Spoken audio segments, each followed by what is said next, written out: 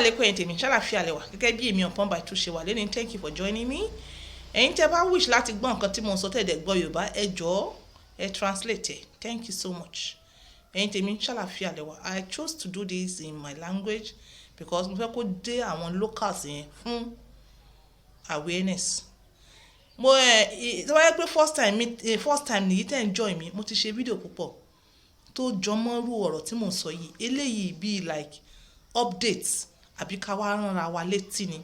Then torí pé àwọn tó mọ sọ fún mi pé product mi àwọn ò lè kò sówó ẹ̀yin náà mọ̀ pé nǹkan ti wọ́n Nàìjíríà. Nǹkan tá ń tà 20,000 naira tẹ́lẹ̀ ó ti kó 20 ó ti di 30 ó ti kó 30 ó ti di 40 ṣóyè nǹkan tó fà á ní ṣùgbọ́n tí ò bá lówó lọ́wọ́ ṣóun wá ní pé kò ní jórí ọ̀fẹ́ ni. Nítorí ẹ̀ mo fi fẹ́ ṣe fídíò yìí ẹ máa jórí ọ̀fẹ́ because as far as ẹ ti subscribe mo kàn ní ìdí yín pé kẹ́ ẹ subscribe kẹ́ ẹ kàn tẹ bell fún àǹfààní torí jọ́ mi. Update ni pé tí mo mọ̀ tí mo tún tẹ̀síwájú tí mo wádìí táwọn expert dẹ̀ confirm pé weather ó wà lára nǹkan tó máa ń affect nǹkan ọmọkùnrin tí ò kí fi ṣe dáadáa tó fi ń shrink tó fi nà tó fi tí ọkàn fi síbẹ̀ tó fi ń paná nínú wọn ní weather either cold weather àbí hot weather. Báwo wá ní cold weather àti hot weather fi affect wa? Ẹ tẹ̀lé mi ẹ gbọ́ nǹkan tí mo ń sọ.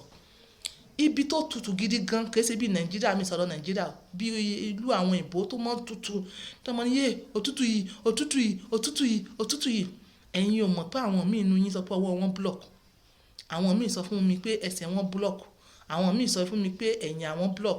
Ẹ̀yin ò mọ̀ pé gbogbo vital part yẹn bá ti block ọwọ́ ẹsẹ̀ nǹkan ọmọkùnrin náà ti block nìyẹn. Kò sí blood flow mọ́ ń bẹ̀ yẹn nìyẹn. Tó bá sì ti sí blood flow mọ́ báwo ni nǹkan ọmọkùnrin fi ṣiṣẹ́ báwo ló ti fẹ́ ṣiṣẹ́ nǹkan tó yẹ kó ṣe. Gbogbo nerves ó ti block, gbogbo muscle ó ti block, gbogbo ẹ block mọ́ ẹ̀jẹ̀ báwo ló ṣe fẹ́ flow láti fi ṣiṣẹ́. So that is one thing tó fi affect. Eléyìí sì mò ń sọ ní tiwantiwa kẹ́ lè bá understand.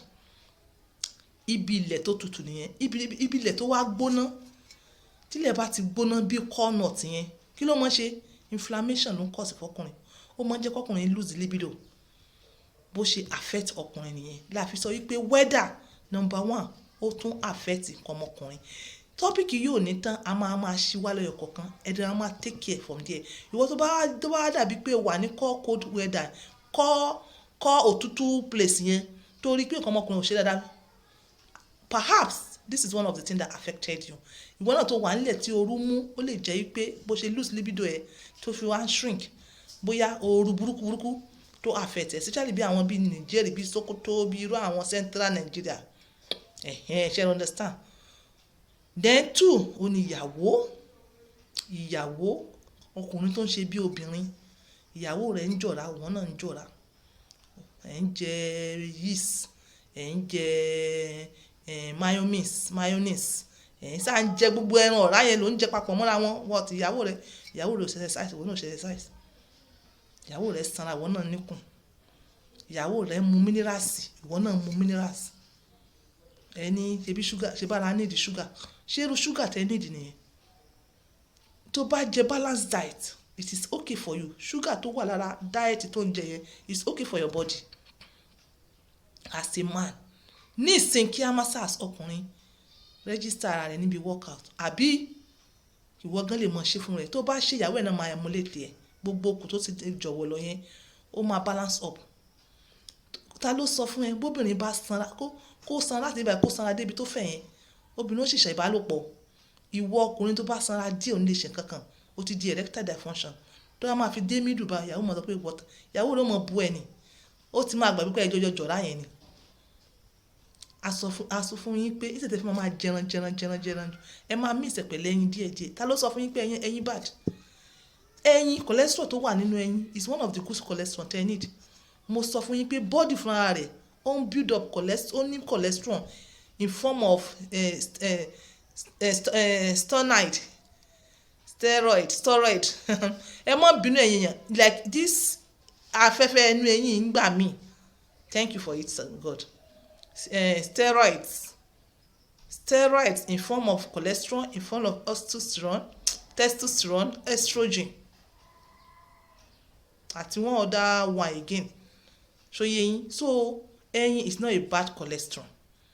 Àwọn ọ̀rá yẹn tó ń wá láti inú ẹran yẹn òun gan ló ń affect yín. So ó ní bóbìnrin ṣe ń affect nǹkan ọmọkùnrin, ẹ take care. Then sickness, BP, heart problem, diabetes, prostate enlargement, oògùn tí wọ́n ń lò fún BP, oògùn tí wọ́n ń lò fún diabetes, oògùn tí wọ́n ń lò fún cancer, oògùn tí wọ́n ń lò fún ulcer, àwọn antidepressant oògùn, gbogbo àwọn yẹn ó ní bó ṣe ń affect nǹkan ọmọkùnrin. Ṣé wo ò lò wọ́n? Ṣé sickness yóò affect ẹ? Smoking, ẹ̀yin tẹ́ ń mu sìgá, ẹ̀yin tẹ́ ń mutí, ẹ̀ ó mu sìgá ní ó ń mutí nìsín, o rò pé bóyá ń jayé, má worry, ó fẹ́ tell on your body right now, nítorí pé kí ni ó máa sọ testosterone ẹ di estrogen, ó máa wá fún ẹ ní ED.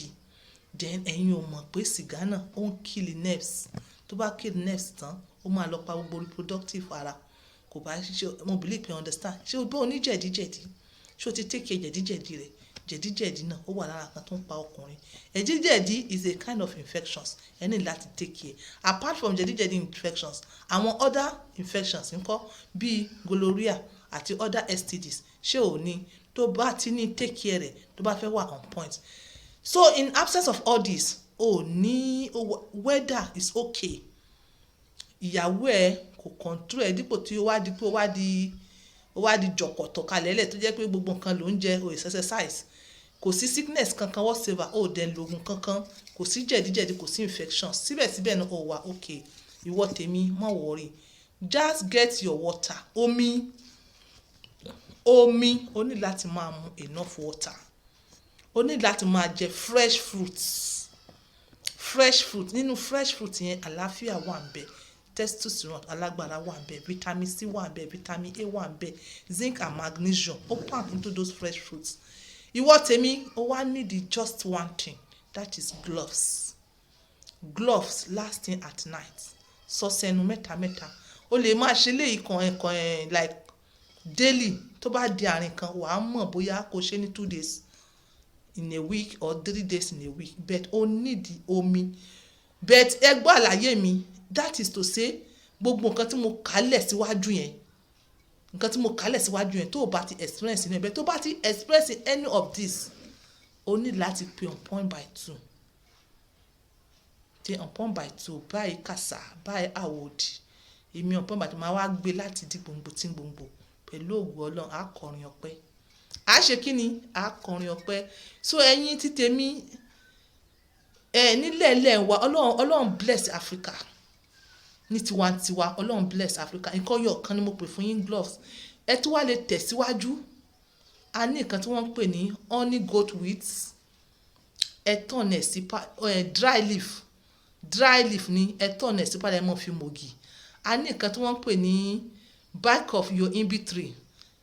A lè rí ẹ̀ ní Nigeria, ilẹ̀ Haúsá à ń rí.